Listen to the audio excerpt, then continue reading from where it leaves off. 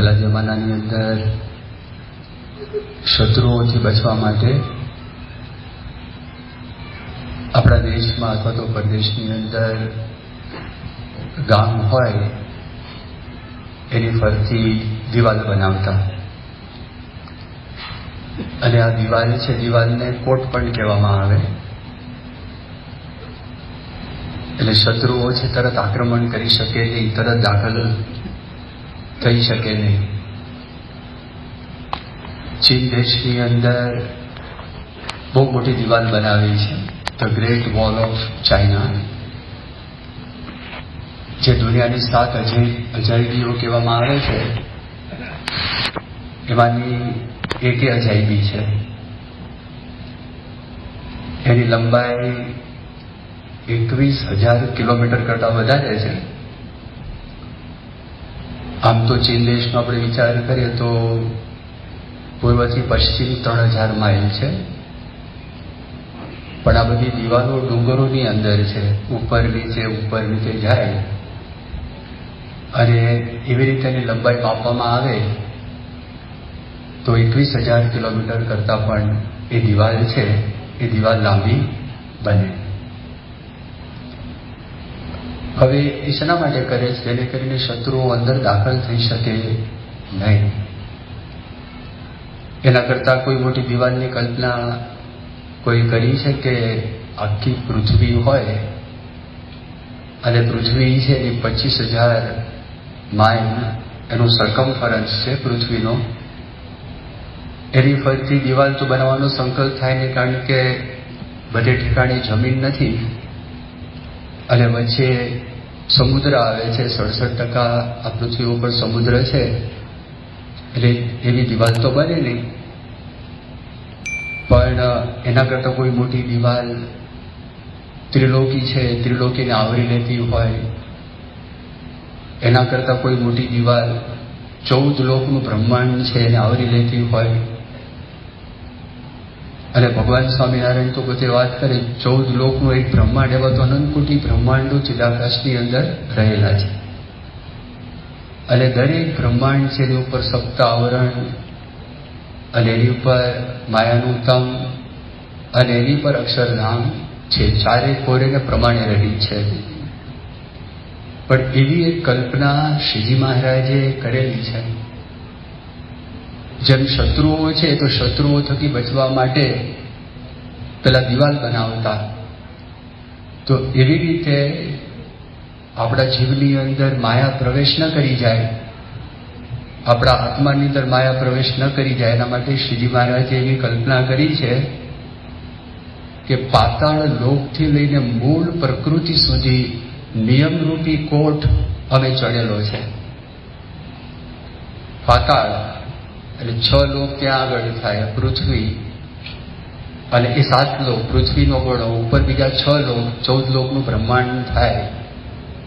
તો શ્રીજી મહારાજે નિયમ છે, નિયમને એક દિવાલ છે, દિવાલની ઉપમા આપી અને શ્રીજી મહારાજે પોતે વાત કરી કે અમે આ જ બધા નિયમો છે અક્ષરધામમાંથી લઈને આવેલા છે. મહારાજ એવી વાત કરી છે, નિયમ પાડે છે એ આત્મનિષ્ઠ છે, અને નિયમ પાડે પૈસાદાર છે, ધનવાન છે, શાહુકાર છે, આવા બધા શબ્દો એ શ્રીજી મહારાજે વાપરેલા છે.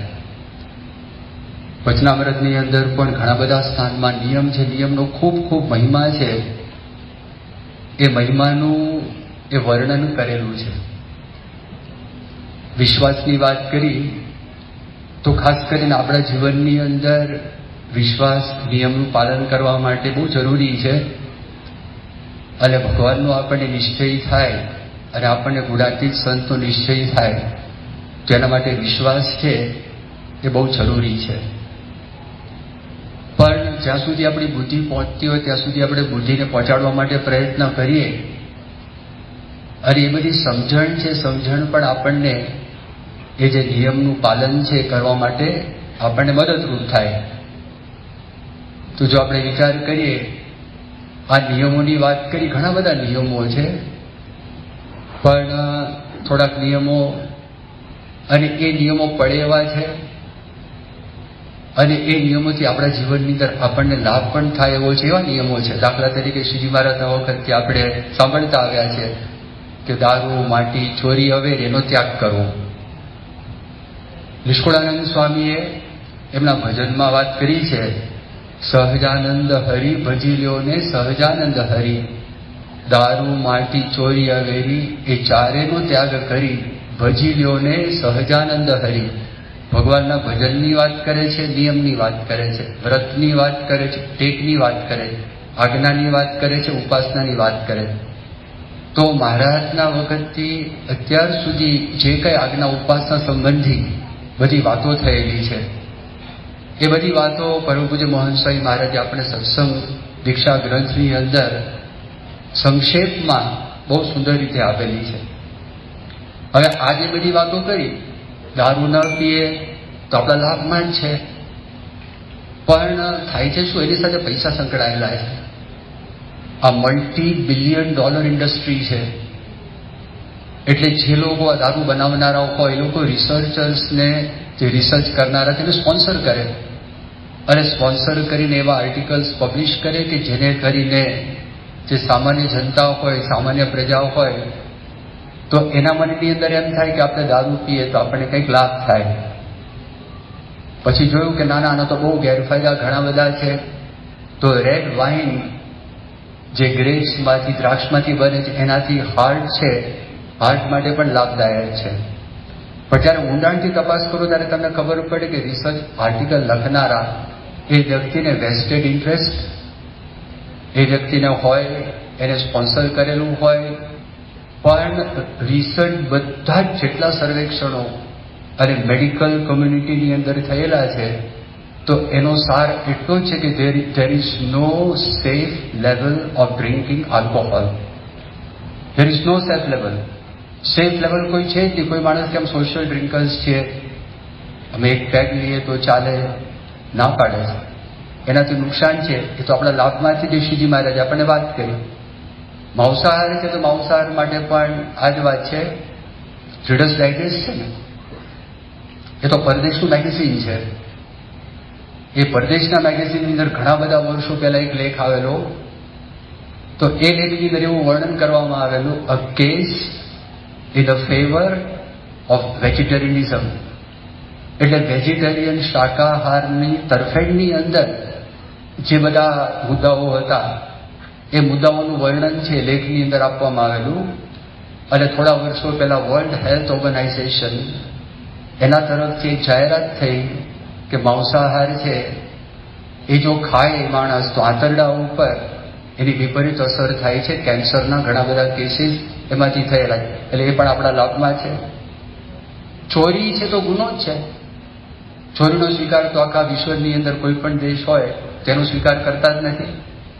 અવેરી છે સ્ત્રી પુરુષની મર્યાદા, તો સ્ત્રી પુરુષની મર્યાદાની અંદર મોટા ભાગના જે દેશો છે એ મોટા ભાગના દેશો એનો ગુનો ગણે છે. અને એનાથી પણ ઘણા બધા પ્રશ્નો, ઘણી બધી તકલીફો, ઘણી બધી મુશ્કેલીઓ, ઘણા બધા કુટુંબો છિન્ન ભિન્ન થઈ ગયા. તેનું કારણ આ છે, તેનાથી આપણે તકલીફ પડે. જો બીજા આપણે નિયમોનો વિચાર કરીએ તો બીજા કેવા નિયમ છે. મહારાજે કીધું જુગાર ન રમવું. આ જુગારથી ઘણી બધી પાયમાલી છે. ખાસ કરીને છેલ્લા 3 મહિનાની અંદર મારી પાસે 4 થી 5 યુવકોના એવા કેસીસ આવી ગયા કે જે લોકો ક્રિકેટના સટ્ટાની અંદર લાખો રૂપિયા લોકોએ ગુમાવેલા છે ક્રિકેટના સટ્ટામાં. હવે બધા સત્સંગી નથી યુવકો, પણ હવે તકલીફ પડી હોય તો મંદિરની અંદર લાવે અને સંતો પાસે એ લોકોને હાજર કરીને બધી વાતચીત કરે.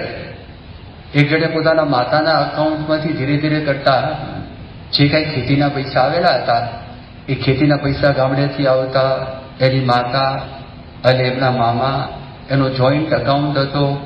આ છોકરાએ ધીરે ધીરે એમાંથી કોઈને ખબર પણ ન પડે એવી રીતે પૈસા લેતા ગયા. 50 લાખ રૂપિયા ત્યાં ખતમ થઈ ગયા, ખબર ના પડી. આ ક્રિકેટનો સટ્ટો. બીજા એક ભાઈ આવેલા, 4-5 જણા ભેગા થઈને, હું કોઈને ઓળખતો નહોતો. અને પછી એક યુવક છે મને બતાવ્યા, એના બાપુજી હતા. એને વાત કરી મારો દીકરો છે ક્રિકેટના સટ્ટાની અંદર 92 લાખ રૂપિયાના જતા રહ્યા હતા. ત્રીજા એક ભાઈ આવ્યા, એને 1,40,00,000 રૂપિયા ગયા. ચોથા એક ભાઈ આવ્યા, એના 2.5 કરોડ ગયા, પણ ક્રિકેટના સટ્ટામાંની એણે એક ભાઈને ધંધો કરવા માટે પૈસા વ્યાજે આપ્યા. કોઈની પાસે ઉછીના લે. હવે આ કેવું છે? પ્રમુખ સ્વામી મહારાજ ઘણી બધી વખત આપણને વર્ણન કરે અને સ્વામી વાત કરે કે હરામના પૈસા, જેમાં કોઈ શ્રમ કરવો પડે નહીં, જેમાં કોઈ તકલીફ નહીં, કોઈ માથાકૂટ નહીં. માણસના મનમાં એમ થાય કે હું બુદ્ધિથી મારી પૈસાની કમાણી કરી દઉં અને એમાં કોઈ શ્રમ હોય નહીં, અને થોડીક વખતની અંદર ઝાઝા પૈસાની હું કમાણી કરી દઉં, એ જે લાલચ અને એ લોભને લીધે કોઈકની પાસે પૈસા લે ઓછા રહ્યા છે, પેલાને આપે વધારે રહ્યા છે, તો પેલો વ્યક્તિ આપતો જાય. એ માણસ ધંધા માટે પૈસા માગણી કરી હતી. હકીકતમાં એ વ્યક્તિ ધંધો કરતો નહોતો, ક્રિકેટનો સટ્ટો રમતો. હવે 2.5 કરોડ રૂપિયાના જતા રહ્યા. એનું મકાન વેચી કાઢ્યું. અમદાવાદની એક મકાન હતું, એ ગયું. ગામડે મકાન છે, શું કરવું? એની પાસે કોઈ જમીન નથી. આ મોટો પ્રશ્ન છે. બેંકની બધી લોનો છે, એ લોનો ભરી દીધી. એટલે ખાસ બધા યુવકોને વિનંતી છે કે મહેરબાની કરીને કોઈ ક્રિકેટના સટ્ટાની અંદર પડતા નહીં. મહેરબાની કરીને પડતા નહીં. અને એના વ્યાજમાંથી તમે કોઈ દિવસ ક્યારે પણ બહાર નહીં નીકળી શકો. એ વાત આવે. બીજી કઈ એક વાત આવે છે, 12મી ખાણીપીણીની વાત આવે છે. તો 12મી ખાણીપીણીની અંદર પણ કેવું છે? આપણા મનની અંદર એમ થાય કે 12મી ખાણીપીણીમાં વાંધો શું છે? જેવો આ એવો ઓળકાર આપણે તો વાતો કરે, હકીકત કઈ છે? મહાભારતની અંદર એક પ્રસંગ આવે છે. કલ્યાણના અંકની અંદર આ પ્રસંગનું વર્ણન કરવામાં આવેલું. મહાભારતનું યુદ્ધ પૂર્ણ થઈ ગયું હતું અને મહાભારતના યુદ્ધ પછી 5 પાંડવો કૃષ્ણ ભગવાનના કહેવાથી દ્રૌપદીની સાથે ભીષ્મ પિતાને મળવા માટે ત્યાં આગળ જાય છે. ભીષ્મ પિતામાં શરશૈયા ઉપર, બાણશૈયા ઉપર સૂતા હોય છે. પહેલા તો શરૂઆતમાં આ બધાને સંકોચ હતો, પણ કૃષ્ણ ભગવાને કીધું કે તમે ત્યાં આગળ આવો. અને કૃષ્ણ ભગવાનના આદેશથી ભીષ્મ પિતામાં યુધિષ્ઠિર રાજાને જે કંઈ પ્રશ્નો હતા એ પ્રશ્નોનું નિરાકરણ, એ પ્રશ્નનું સમાધાન એ પોતે કરતા હતા. એટલે ભીષ્મએ વાત કરી કે મારી હાલત એવી છે કે હું કંઈ બોલી શકું એમ નથી. અત્યારે મને કોઈ સૂઝબૂઝ નથી. એટલી બધી મારા શરીરની અંદર પીડા છે અને મને ખૂબ તરસ લાગેલી છે. તો તે વખતે કૃષ્ણ ભગવાન દ્રષ્ટિ કરે છે, અર્જુન એને પાણી પણ પાય છે અને એમના શરીરમાં જે પીડા હતી તો પીડા પણ એમને શાંત કરી આપે છે. અને બધા પ્રશ્નો છે, પ્રશ્નો એના જવાબ છે ભીષ્મ પિતામાં એમને એક પછી એક આપે. એ જ્યારે ધર્મની વાતો કરતા હતા એમાં એક પ્રસંગ એવો બન્યો કે દ્રૌપદીને હસવું આવી ગયું. હવે આ હસવાનો અવાજ ભીષ્મએ સાંભળ્યો એટલે ભીષ્મએ કીધું કે બેટી, કે શા માટે તું હસી? એને કોઈ દાદાજી મને માફ કરજો, મને હસવું આવી ગયું, મને ક્ષમા કરો. એણે કીધું જે કુલવધુ હોય અને જે ગુણવતી હોય, આવી રીતે ગુરુજનોની હાજરીમાં કારણ વગર તો હશે જ નહીં. માટે કોઈ પણ સંકોચ રાખ્યા વગર જે કંઈ કારણ હોય તું કે. એને કીધું કે તું ગુણવતી છે, તું સુશીલા છે, માટે તું વાત કર, કોઈ પ્રકારનો સંકોચ તું ના રાખતી. ત્યારે દ્રૌપદીએ કીધું કે અત્યારે તમે ધર્મની વાતો કરો છો, સારી સારી વાતો કરો છો, ડાઈ વાતો કરો છો, પણ કૌરવોની સભાની અંદર જે વખતે દુશાસન મારા વસ્ત્રો છે ખેંચતો હતો તો તે વખતે તમને કોઈ ધર્મ યાદ ના આવ્યો? તો તે વખતે મારા મનમાં એવો વિચાર આવ્યો તમને તે વખતે ધર્મનું જ્ઞાન નહીં હોય અને પાછળથી તમને આ ધર્મનું જ્ઞાન થયું હશે. એ મને એનું સ્મરણ થયું એટલે મને અત્યારે હસવું આવે છે. તો તે વખતે કીધું કે આમાં, અને માફી માગી દ્રૌપદીએ. તો તે વખતે ભીષ્મ ગીતામાં કોઈ માફી માંગવાની જરૂર નથી. તે વખતે દુર્યોધનનું અન્ન ખાઈને, એ દૂષિત અન્ન ખાઈને મારું લોહી તૈયાર થયેલું હતું અને એ વખતે ધર્મ જાણવા છતાં પણ ધર્મનો પક્ષ રાખી શક્યો નહોતો. અત્યારે અર્જુનના બાણથી મારા શરીરમાં બધું જ લોહી નીકળી ગયું, દૂષિત લોહી, એક ટીપું પણ રહ્યું નથી, અને મારી બુદ્ધિ શુદ્ધ થઈ છે. એટલા માટે એ ધર્મનું જેમ છે એમ જ્ઞાન હું તમને આપી શકું છું. જેવું આપણે અન્ન ખાઈએ એની અસર થાય જ છે. સાત્વિક અન્ન પણ છે, રાજસિક અન્ન પણ છે, તામસિક અન્ન છે. આ ત્રણેય પ્રકારના અન્ન છે જ, અને એની અસર છે જ. માણસ જેવું અન્ન ખાય એવા વિચાર એના અંતરમાં આવે. તમે જો દેશી ગાય હોય, અને દેશી ગાય છે એ દૂધ ના આપે જ્યાં સુધી એની પાસે વાછડી ના હોય, વાછડો ના હોય, એને ઉભરો આવે, પ્રેમનો ઉભરો આવે. અને પ્રેમનો ઉભરો આવે, તમે જેવું નજીકમાં મૂકો, આંચળની અંદર દૂધ ભરાય, અને દૂધ ભરાઈને પછી એ દૂધ આપે છે. એને આપણી ભાષાની અંદર આપણે પારસો ગાયે મૂક્યો એવું આપણે કહીએ. જર્સી ગાય, તો જર્સી ગાયની જરૂર નથી. એ પરદેશની ગાય આવી છે ને જર્સી, એને મશીન મૂકી દે, વાછડીની જરૂર નહીં, વાછડાની જરૂર નહીં, કંઈ જ નહીં. તો દેશી ગાય અને જર્સી ગાય તમે બાજુમાં મૂકશો, ધારો કે હું તમને આ પ્રકારની વાત કરું તો તમારા મનમાં એમ થાય, પરદેશના એક એકેડેમિશિયન, એક મહિલા, એ આપણા દેશની અંદર આવેલા, અને ફરતા ફરતા ગરડાની અંદર આપણું જે મંદિર છે, મંદિરમાં ત્યાં આગળ ગયા હતા. એમની ખાસ ઈચ્છા હતી ગૌશાળાની વિઝિટ લેવી, અને એણે જોયું દેશી ગાય, તો દેશી ગાયની આંખની અંદર એને પ્રેમ દેખાયો.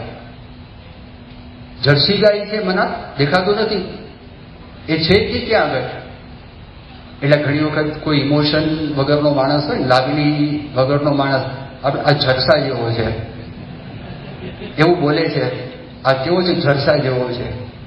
હવે જો આહાર, એ જે દૂધ પીવે, એ જે દેશી ગાયનું કહીએ કે જેને ખરેખર આવી રીતે થયું છે, તો એની અંદર આપણને દેખાતું નથી.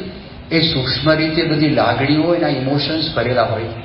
એટલા માટે આપણને કહેવામાં આવે છે કે આપણે જે થાળ બનાવીએ આપણા નિયમ પ્રમાણે ભગવાનને ધરાવીને, ભગવાનને અર્પણ કરીને, એ બધી જે ભાવનાઓ છે એ ભાવનાઓ અન્નની અંદર દાખલ થાય છે.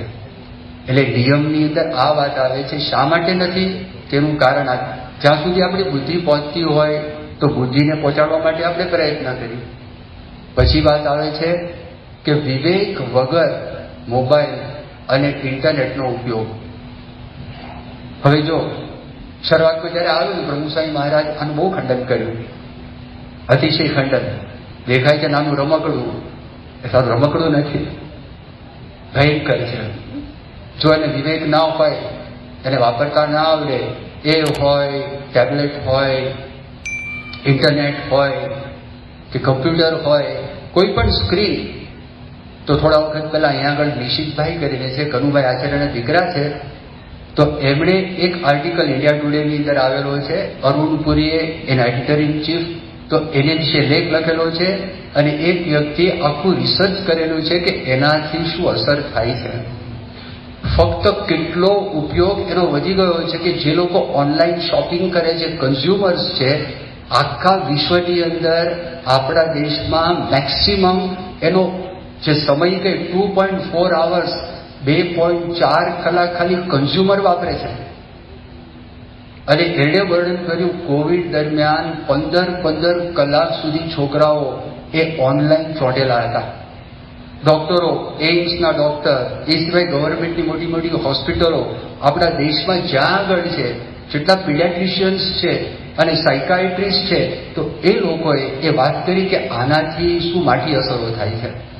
એને વર્ણન કર્યું, એઇમ્સના ડોક્ટર પંકજ કરીને જે વર્ણન કર્યું, અમારી પાસે 2-3 વર્ષના બાળકો આવે, હજી બોલતા શીખ્યા નથી, હજી મોઢામાંથી શબ્દો કાઢતા નથી, એના મોઢા ઉપર કોઈ લાગણી દેખાતી નથી, ફક્ત બોડી જેસ્ચર્સથી અમારી સાથે વાતો કરે છે. કારણ શું? એને ત્યાં આગળ એ લોકોને નથી કુટુંબીના સભ્યોની જરૂર, કારણ કે કાર્ટૂનનું કમ્ફર્ટ મળે છે, એને ચીપ એન્ટરટેનમેન્ટ પ્રાપ્ત થાય છે. એટલે એને નથી મિત્રોની જરૂર, નથી એને કોની સાથે કમ્યુનિકેટ કરવાની જરૂર. એટલે ઇમોશનલ સ્કિલ્સ છે, સોશિયલ સ્કિલ્સ છે, એના ડેવલપ થતા જ નથી. એણે વાત કરી ન્યુરોપ્લાસ્ટિસિટી, આ એક મેડિકલ ટેકનિકલ ટર્મ છે, એનું વર્ણન કરે છે કે એને બાળકો નાના મોટો માણસ હોય, આપણું મગજ છે, મગજની સૌથી બહારનું પડ છે કોર્ટેક્સ છે. તો એ કોર્ટેક્સનું જે પડ છે, આપણી જે 5 જ્ઞાનેન્દ્રિયો છે, એ 5 જ્ઞાનેન્દ્રિયો આપણને જે સ્ટિમ્યુલેશન થાય છે, તો એ સ્ટિમ્યુલેશન છે, એનું ઇન્ટરપ્રિટેશન છે, કોર્ટેક્સ કરે છે. હવે એનું લેયરની અમુક થિકનેસ છે, અમુક જાડાઈ છે. તો વધારે પડતા આ જોવાથી, વધારે પડતું આ કરવાથી there is thinning of this cortex, એ પાતળું થાય છે. એને ન્યુરોપ્લાસ્ટિસિટી કહેવામાં આવે. તો એને કરીને ઘણા બધા પ્રી મેચ્યોરિંગ, આજે નાના ટોડલર્સ મોટી ઉંમરના થાય તો તે વખતે એનો ઉપયોગ થાય, ધીરે ધીરે ઘસારો આવે. પણ આ તો નાની ઉંમરથી શરૂ થઈ ગયું છે. અને નાની ઉંમરથી શરૂ ડેન્જર, એ જબરજસ્ત મોટું ડેન્જર એનું વર્ણન કરે. બીજી વાત કરી, યાદશક્તિ ઘટી જાય. હવે આ એને ગજબ તર્ક આપેલો છે અંદર. એટલે તર્ક એવો આપ્યો છે, આપણા મનમાં શું છે કે યાદ રાખવા જેવું હોય ને, આપણે મોબાઈલમાં સ્ટોર કરી દઈએ. પછી એ દ્રશ્યો હોય, અથવા તો તમને જે કોઈ વ્યક્તિને બહારના માણસો વિષય જીવ છે તો વિષયનો સંગ્રહ કરેલો હોય, અને જેને બીજું કંઈ કરવાનું હોય તો એમાં મૂકવામાં ના નથી. પણ જો એને વિવેક ન હોય, સમજ ન હોય, તો શું વર્ણન કરે છે? એની મેમરીને, એની યાદશક્તિને એક્સટર્નલાઇઝ કરે છે. જ્યારે એને એક્સટર્નલાઇઝ કરે છે, એના મનમાં કમ્ફર્ટ છે. અને કમ્ફર્ટ એ છે કે ભાઈ મોબાઈલમાં છે, કોમ્પ્યુટરમાં છે, ઇન્ટરનેટમાં છે, ઉપયોગ કરવાનો ટાઈમ જ મળતો નથી. એને ક્યારે ઉપયોગ કરો, કેટલું બધું નાખેલું હોય, એનો પોતે ઉપયોગ કરતા નથી. અને પોતાની મેમરી છે ને, એ નાશ થાય છે, અંદર નાખે છે. એટલે એટલું બધું વર્ણન કરેલું છે. તમને જો એ લેખ મળે તો એ ખરેખર બધાએ ખાસ એ સંપૂર્ણ લેખ વાંચવા જેવો છે. કારણ કે વર્ણન કર્યું કે એ વર્ણન કરે છે અરુણપુરી કે 4th વેવ, અને 3rd વેવ આવી ગયો કોરોનાનો, 4th વેવ આવવાની સંભાવના, શક્યતા છે. પણ એક સાયલેન્ટ વેવ, એક એપિડેમિક આખા વિશ્વને ગ્રસી રહ્યો છે, ખાસ કરીને ભારતવાસીઓને. અને એ છે સોશિયલ મીડિયા. એ ટૂંકમાં સોશિયલ મીડિયા ફક્ત નહીં, પણ સ્ક્રીન ટાઈમ. તમે જે રીતે સ્ક્રીન ટાઈમનો ઉપયોગ કરો, ખબર કેવી રીતે પડે તેમનું વ્યસન થયું છે, એનો તમને ખ્યાલ કેવી રીતે આવે? એનું વર્ણન કર્યું. જો તમારી પાસે મોબાઈલ ન હોય અને તમને કંઈક અધૂરપ લાગે, કંઈક ખૂટતું લાગે, સમજવું વ્યસન છે. તમને સેજ બીક લાગે, સમજવું વ્યસન છે. અને જેમ અહીંયા આપણને ઉપાસો કરાવે છે ને, આ બધા ડોક્ટરો એના ઉપવાસ કરવાનું કે છે કે દર 15 દિવસે એક ઉપવાસ કરો. કયો ઉપવાસ? મોબાઈલ વાપરવાનો જ નહીં. પંડ્યા સાહેબ વાપરે છે. અચ્છા, એનો ઉપયોગ કરવાનો જ નહીં, એનું વર્ણન કરેલું છે. એટલે કેવી રીતે તમે ડિટોક્સ થાવ, આ જે ટોક્સિન દાખલ થઈ ગયું છે અંદર, એ ટોક્સિન કેવી રીતે દૂર થાય તેનું આખું વર્ણન કરેલું છે. એટલે બહુ જ એકદમ સાવચેતી ભર્યા પગલાં લેવા અતિ અનિવાર્ય છે. નહીંતર આમાં બહુ મોટું દૂષણ છે. તો આ બધા નિયમ તો આપણા કામમાં છે, આપણને નિયમ કામમાં લાગે છે. વિશ્વાસનો પ્રશ્ન ક્યાં આગળ આવે છે? તો આ નિયમ પાછા પડાતા કેમ નથી? એના કારણ હોય છે. એક કારણ એવું છે કે આપણે બુદ્ધિમાં બેસે નહીં અમુક વાત, એટલે નિયમ પડે નહીં. બીજી વાત એ છે વિષયમાં આસક્તિ છે. ત્રીજી વાત એ છે આપણને એમ થાય આપણી સ્વતંત્રતા છીનવાઈ જાય છે. મારે તો સ્વતંત્ર રહેવું છે, મને જ્યાં મજા આવે ત્યાં હરું ફરું, મને કોઈ રોકટોક નહીં. એટલે રોકટોકમાં જ પડેલા છીએ. આપણને લાગે આપણે કોઈના રોકટોકમાં જ છીએ. આપણે ઇન્દ્રિયનું કરીએ છીએ, એના ગુલામ છીએ. મનનું કયું કરીએ છીએ, એના ગુલામ છે. તો કોઈ માણસ એમ કહેતો હોય કે રોકટોક બંધનમાં જ છીએ, પણ આપણા મનમાં એમ થાય જો બંધનની આપણે વાતો કરતા હોય. પ્રમુખ સ્વામી મહારાજનું સુવર્ણ વાક્ય છે. હવે વિશ્વાસ છે, સુવર્ણ વાક્યની વાત કરી. પ્રમુખ સ્વામી મહારાજે કીધું કે ધર્મના બંધન એ બંધન નથી, મુક્તિના સાધન છે. ધર્મના બંધન એ બંધન નથી, પણ એ મુક્તિના સાધન છે. તો બાપા તો બોલી ગયા, પણ એક જોકો વેલિંગ કરીને એક માણસ છે, એને ઘણા બધા પુસ્તકો લખ્યા છે. એ વ્યક્તિ એક પુસ્તક લખ્યું, પુસ્તકનું નામ આ છે. આપણને આશ્ચર્ય થાય. અને પુસ્તકમાં એ પોતે એવું લખે છે કે ડિસિપ્લિન ઇક્વલ્સ ફ્રીડમ. પ્રભુ સાંઈ મહારાજ કે ધર્મના બંધન એ બંધન નથી, મુક્તિના સાધન. મુક્તિ એટલે ફ્રીડમ, બંધનમાંથી મુક્તિ, સંપૂર્ણ સ્વતંત્રતા. તો આ એ લખે છે ફ્રીડમ, ડિસિપ્લિન ઇક્વલ્સ ફ્રીડમ. હવે કોઈ જેમ નથી ડિસિપ્લિન શિસ્ત તો બંધન છે, તો બંધનથી આપણે મુક્તિ કેવી રીતે મળે? આખું પુસ્તક છે. અરે સામાન્ય માણસ નથી. નેવી સીલ 20 વર્ષ માટે પોતે હતા. 2006માં ઇરાક વોરની અંદર ટીમ 3 ની અંદર પોતે કમાન્ડર હતા. અને અમેરિકાની અંદર કમાન્ડો થવું નેવી સીલનું એ સામાન્ય ગજાની વાત નથી. એકદમ ટોપ મોસ્ટ લેવલની કોઈ વ્યક્તિ હોય તે પોતે વર્ણન કરે, હું કોલેજની અંદર સામાન્ય માણસ હતો, પણ જે અભ્યાસના નિયમ છે નિયમનું પાલન કરતો હતો, એટલા માટે મને સારા માર્ક આવ્યા. નેવી સીલની અંદર મારી પાસે કોઈ ઇન્ટ્રિન્સિક આવડત હતી, એ આવડતને લીધે હું નેવી સીલમાં પસંદ થયો નથી. પણ નિયમિત રીતે જે ડિસિપ્લિન હતું, જે શિસ્ત હતું, જે નિયમો હતા, એ નિયમોનું વ્યવસ્થિતપણે પાલન કરતો તો સમજાય કે ન સમજાય, પણ એને કરીને હું જ્યાં પહોંચવાનું હતું ત્યાં આગળ હું પહોંચી શક્યો. એટલે કીધું કે ફાઇનાન્શિયલ સ્વતંત્રતા જોઈએ છે, આર્થિક સ્વતંત્રતા, તો આર્થિક નિયમોનું પાલન કરવું પડે. તો જેટલું એનું વધારે પાલન કરશો આર્થિક સ્વતંત્રતા તમને મળશે. શિક્ષાપત્રીમાં મહારાજે લખ્યું, મહંત સાઈ મહારાજે સત્સંગ દીક્ષાની અંદર વાત કરેલી છે, એના નિયમો છે. ટાઈમ છે, ફ્રી ટાઈમ જોઈએ છે, તો ટાઈમ મેનેજમેન્ટ કરશો તો ફ્રી ટાઈમ વધારે મળશે, અને ટાઈમ મેનેજમેન્ટ નહીં કરો તો તમને પ્રાપ્ત નહીં થાય. એટલે આ બધું વર્ણન કરેલું છે. એ વ્યક્તિએ આ જ શબ્દો છે, શબ્દની વાત કરેલી. એક તો આ વાત આવે છે, બીજી વાત કઈ છે? વિશ્વાસની વાત છે.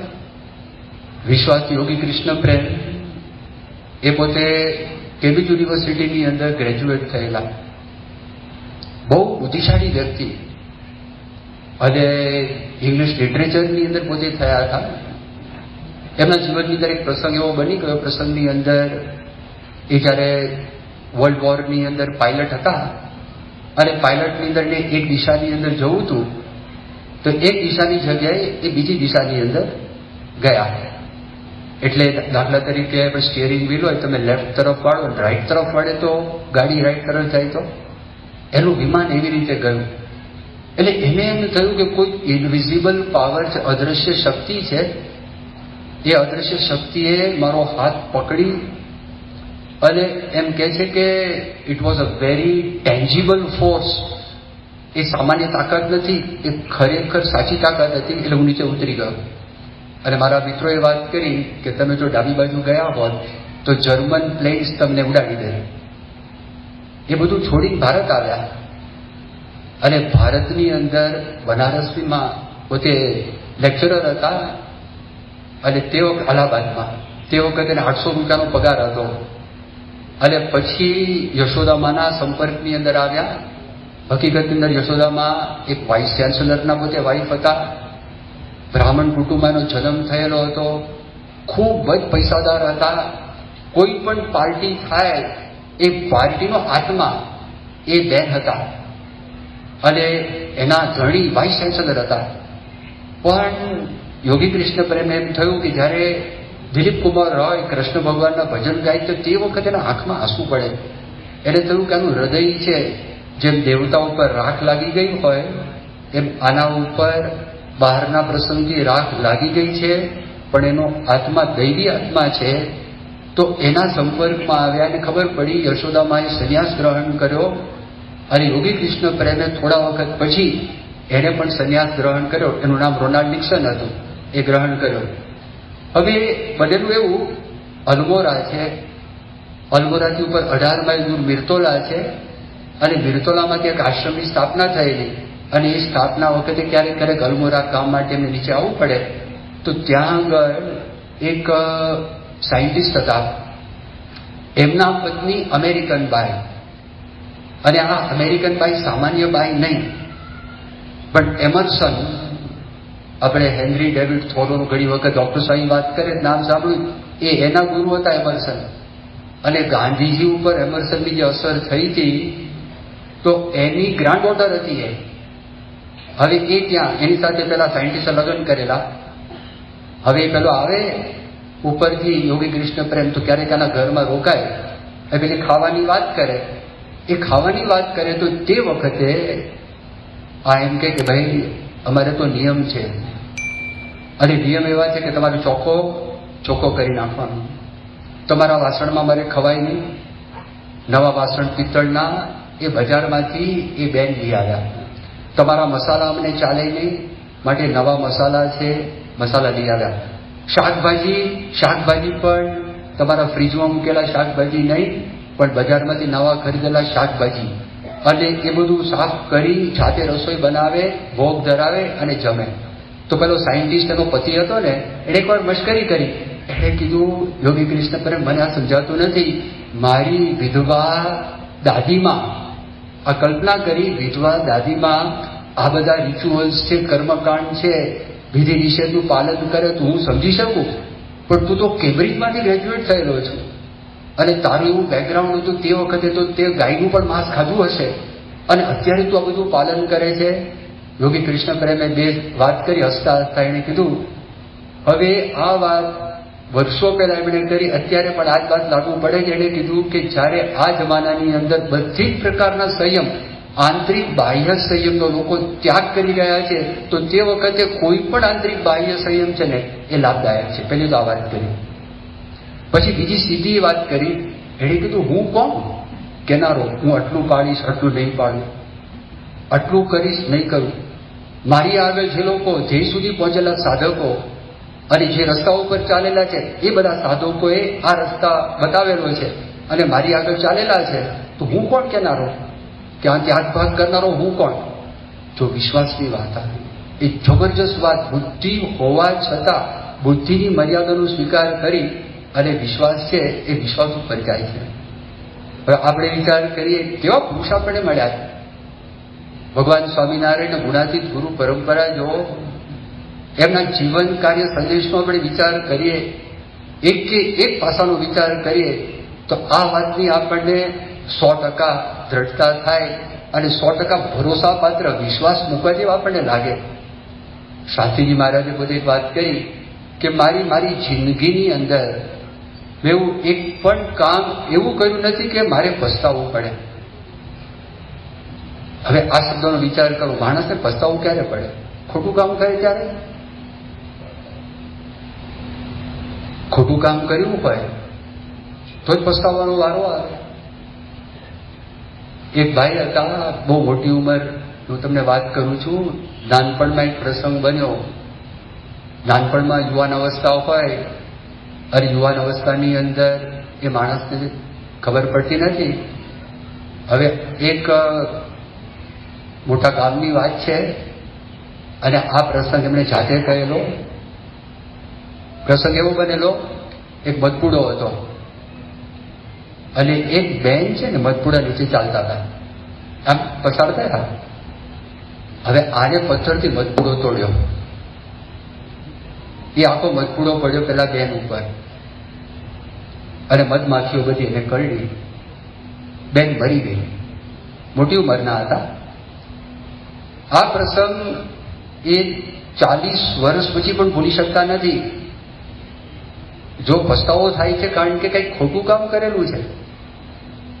શાસ્ત્રીજી મહારાજે કીધું, મારી જિંદગીની અંદરની. પ્રભુ સ્વામી મહારાજે તંત્રીએ પ્રશ્ન પૂછેલો કે સ્વામી તમારા જીવનમાં કોઈ પસ્તાવાનો પ્રસંગ? સ્વામી કે પસ્તાવા જેવું છે જ નહીં.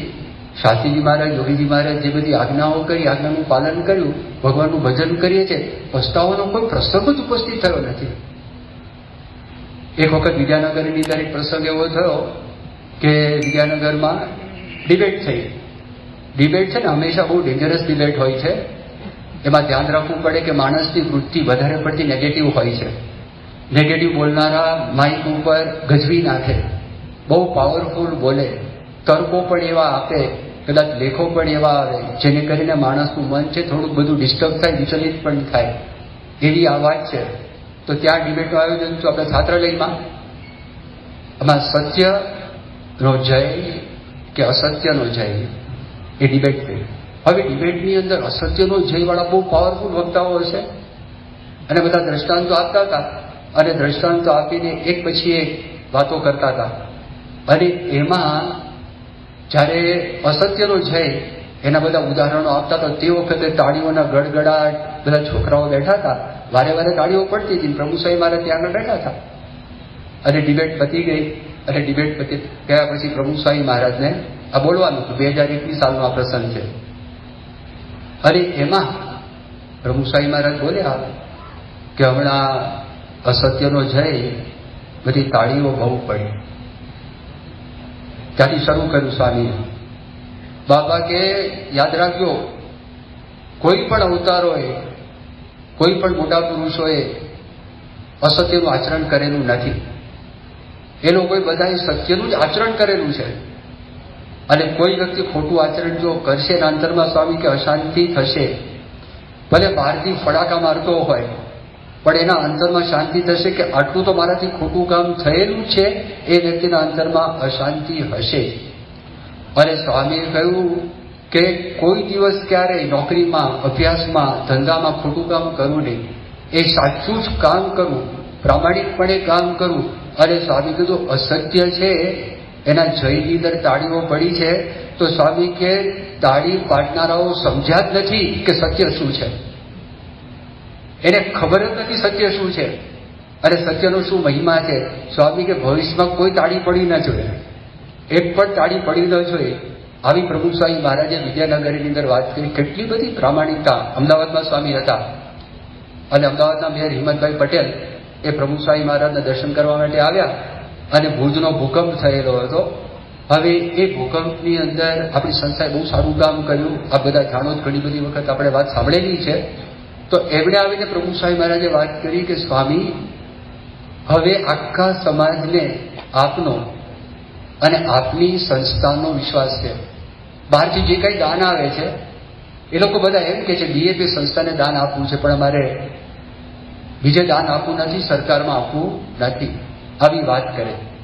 આ વાત સ્વામીએ સાંભળી અને ખરેખર પ્રશંસનીય કામ, નોંધનીય કામ, અનુકરણીય કામ, અલૌકિક કામ, એમાં કોઈ શંકાનું સ્થાન નથી કે કઈ રીતે પ્રભુ સ્વામી મહારાજ આટલા બધા સંતોને, આટલા બધા વોલન્ટિયર્સને મોબિલાઇઝ કરી શકે.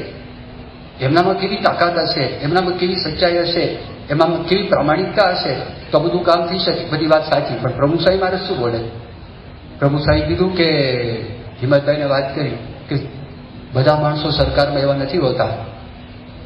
ઘણા બધા માણસો સરકારમાં સારા હોય છે, જે લોકો પ્રામાણિકપણે ખૂબ મહેનત કરે છે. અને બહાર પણ ઘણા બધા માણસો એવા છે અને ઘણી બધી સંસ્થાઓ એવી છે કે જેણે આ ભૂકંપની અંદર બહુ સારું કામ કરેલું છે. 1973 સાલમાં પ્રભુ સ્વામી મહારાજ મુંબઈમાં પવઈવાડી પધારેલા હતા અને તે વખતે આફ્રિકાથી ભટેસા આવેલા. એ આપણા મંદિર આવ્યા હતા. શ્રીમંત એ ગરીબ ભક્ત હતા અને ખબર પડી પ્રભુ સ્વામી મહારાજ પવઈ છે તો પવઈમાં આવ્યા. દેવચરણ સ્વામી બાપાના સેવક હતા. પ્રભુ સ્વામી મહારાજ બહુ પ્રેમથી મળ્યા, આગતા સ્વાગતા કરી. પણ પછી દેવચરણ સ્વામીને બોલવાની છૂટ. પ્રભુ સ્વામી મહારાજને કહ્યું કે યોગી બાપા જેવું કરો. યોગી બાપા આવે તો હાર પહેરાવે, પ્રસાદના મોટા પડિયા આપે ને ભેટે ને વાત કરે. સ્વામી કે જો મારી પ્રકૃતિ એવી નથી.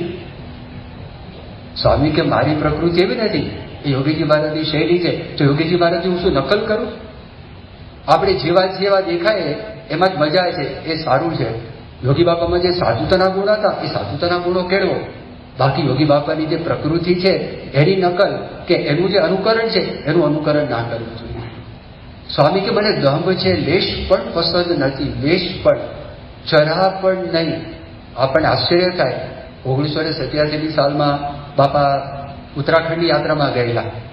ઉત્તરાખંડની યાત્રામાં ગયા. પ્રભુ સ્વામી મહારાજના તમે કપડાં જુઓ ને તો પેલા ઘણી બધી વખત વાપરેલા હોય, રંગ પણ આછો થઈ ગયો હોય અને ધોતિયાની અંદર સ્વામીને તો ફાટી ગયું હતું, કાણું પણ. અને ડિફેન્સ કોલોનીમાં નરેન્દ્રભાઈ વઢવાણાના ઘરે સ્વામી વોકિંગ કરતા તો તમને દેખાય કે સ્વામીના ધોતિયામાં કાણું છે. એ જ કપડાની અંદર આખી યાત્રા કરી. મારા જેવાના મનમાં જોડાવાની ઈચ્છા થઈ. તેની એક લાલચ આ હતી કે પ્રભુ સ્વામી મહારાજ 350 સંતો સાથે આ બધા હરિદ્વાર, ઋષિકેશ બધા આશ્રમોમાં જાય તો બાપાનો કેવો વટ પડી જશે. સ્વામીના મનમાં નહીં. સ્વામીના મનમાં લેશ પણ નહીં, લેશ પણ નહીં, જરા પણ નહીં.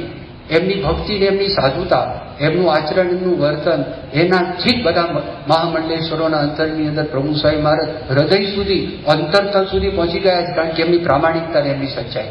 તમે જોજો, ગુરુમંડળ આશ્રમમાં પ્રભુ સ્વામી મહારાજ ગયા હતા અને પ્રભુ સ્વામી મહારાજ જેવા આવ્યા અને તરત સ્વામી એવું બોલ્યા કે મુझे માફ કરના, દેરી હો ગઈ તો માફ કરના. એ લોકો બધા ભેગા થઈ ગયા. સ્વામીને આવવામાં થોડું મોડું થયું. તરત જ અરે સ્વામી એવું બધું વર્ણન કર્યું કે તમે અહીં બેઠા બેઠા તમે સાધના કરો છો, એને કરીને દેશમાં ને વિશ્વની અંદર શાંતિ થાય. પણ કઈ મહામંડલેશ્વરોને ખબર હતી આ પ્રભુ સ્વામી મહારાજ કેવા પુરુષ છે અને કેવી સચ્ચાઈથી પાલન કરે. ચિદાનંદ સ્વામી, એ ચિદાનંદ સ્વામીનો એવો નિયમ હતો, બહુ અદભુત વર્ણન કર્યું છે. બ્રહ્મોપનિષદ પુસ્તક છે, એ આપણે લાઇબ્રેરીમાં હશે તો એમાં તમે શરૂઆતમાં વાંચો. ચિદાનંદ સ્વામી અંગ્રેજીમાં લખેલું છે. એ પોતે વર્ણન કરે છે આજના આ મર્યાદા પુરુષ પ્રભુ સ્વામી મહારાજ છે, આજના મર્યાદા પુરુષ છે અને એ આ બધું નિયમનું પાલન કરે છે. તો ધર્મામૃતો સંતો માટે છે, એ આખું વાંચન કર્યું. આપણે ત્યાં આગળ આવે તો એમની ગાડીની અંદર કોઈ મહિલાને બેસાડે નહીં, કારણ કે ગુજરાતમાં પ્રભુ સ્વામી મહારાજ છે આ નિયમનું પાલન કરે છે. જો સચ્ચાઈ. બીજું જુઓ કે શાંતિ જ્યાં આગળ હોય પતી ગયું, અને અખંડ શાંતિ હોય એ મૂર્તિમાન સત્ય હોય તો જ બને, બાકી બની શકે જ નહીં, ખોટી કલ્પે નહીં. મોહન સાહેબ મારે થોડા વખત પહેલા વાત કરી, અહીં બધા કેમ આવે છે? શાંતિ મળે છે એટલે. એમની પાસે છે શું?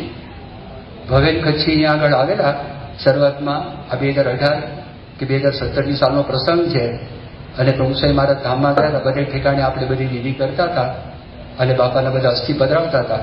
હવે આ તો જર્નલિસ્ટ, અને જર્નલિસ્ટ જોવે છે ને લખે છે, ઓબ્ઝર્વ કરે છે ને લખે છે, સામાન્ય નથી. 1 કલાક બેઠા, સવારે વહેલા આવી ગયા હતા.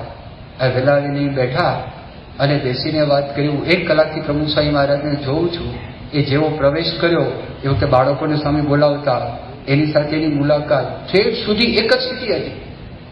બાકી અમે જો ગમે તેવો મોટો માણસ હોય એ આવ્યો હોય સ્ટેજ ઉપર, એ 10-15 મિનિટ સુધી કોશિશ કરે સારી રીતે, પણ પછી મૂળ પ્રકૃતિ પર આવી જ જાય.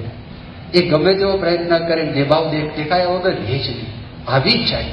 તો જો આ સચ્ચાઈ છે, એ આપણને વર્ણન કરે છે. આ બધા નિયમોની વાત કરી, ના બેસે તો પણ એ કે છે માટે 100% ની 1000% સાચું. અને એ આપણને ભગવાન બતાવે છે. એમણે આપણને પેલા ગુરુ નિષ્ઠા અને ઈષ્ટ નિષ્ઠા, આ મોહન સ્વામી મહારાજે 84ની સાલમાં સંત શિબિરની અંદર 5 નિષ્ઠાની વાત કરી. પહેલી નિષ્ઠા ગુરુ નિષ્ઠા કીધી, બીજી નિષ્ઠા ઈષ્ટ નિષ્ઠા કીધી, પછી આત્મનિષ્ઠા વગેરે નિષ્ઠા.